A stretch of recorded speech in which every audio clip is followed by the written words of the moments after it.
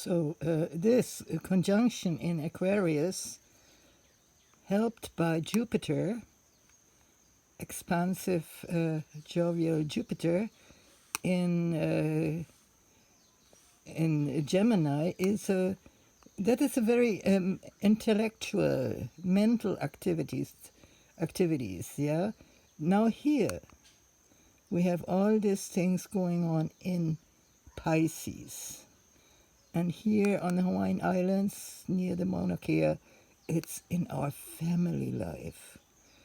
And here we get to feel. Now, since many, many years, many decades now, even before I was born, I think, we always have this wonderful sextile, 60-degree angle between the all-embracing cosmic lover and beloved, very close to Venus here in Pisces. Venus is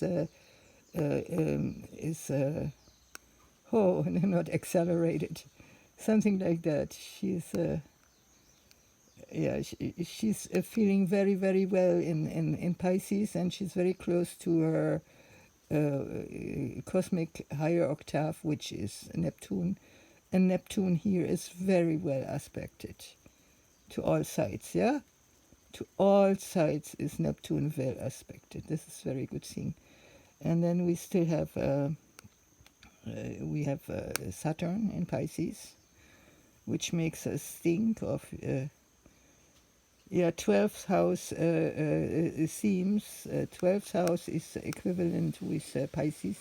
Now here we have the 12th house is empty, so no need. But the Pisces here is more than a double whammy, where we are really in the human family, where we have to expand our limitations of bloodlines, because somewhere down the line we're all related. We all come from the same mother. Yeah, so this is Mother Ocean. Mummy Water is right here, and it's full, and it's in. So right now there's not so much going outside. Mission 10th house is empty. There's a little bit of rebellion in the 11th house, which would be equivalent to Aquarius, the collective, but it's about rebellion, and it's also a karmic thing, as you can see. We don't have to take this too seriously, but we have here in the 6th house Uranus, and Uranus is always in charge for sudden changes. So we may experience some kind of little bit upheaval, and then we have good old Mars, the go-getter, fairly well aspected in back in Cancer, which is equivalent to the 4th house, which is the domain of family. That's the domain of the Madonna, of Isis with the child. All these pictures with a beautiful, introverted-looking woman with a child on her lap, or nursing a child. This is the domain of Cancer, and also the 4th house. And here we have Mars, and Mars here is the defender of the mother god, the Madonna, yeah. And so there we have this very nice triangle with two strong sextiles. One sextile is from Mars to Uranus, and the other is from Uranus to Venus. And then we have this wonderful 120-degree angle between Venus and Neptune to Mars.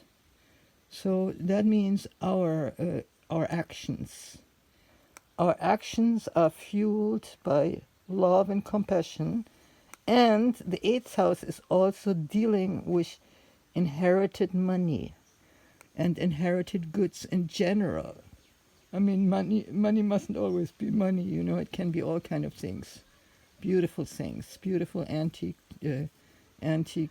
furniture, whatnot, jewelries, a lot of things that have value, yeah, and And the eighth house is equivalent to Scorpio, and there we also deal with inheritance, with monies, with possessions that are not particularly our own.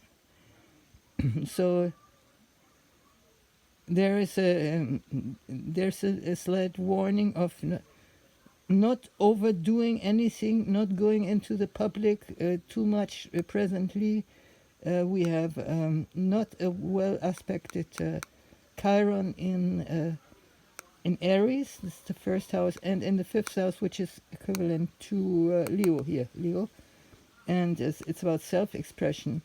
So we have to be a little bit careful about self-expression because it might not be too healthy what we are expressing. You know, if we're getting impatient with all that is around us, we may blow up and leave a negative imprint. So there's a warning. And I think I have it basically. I basically have it all.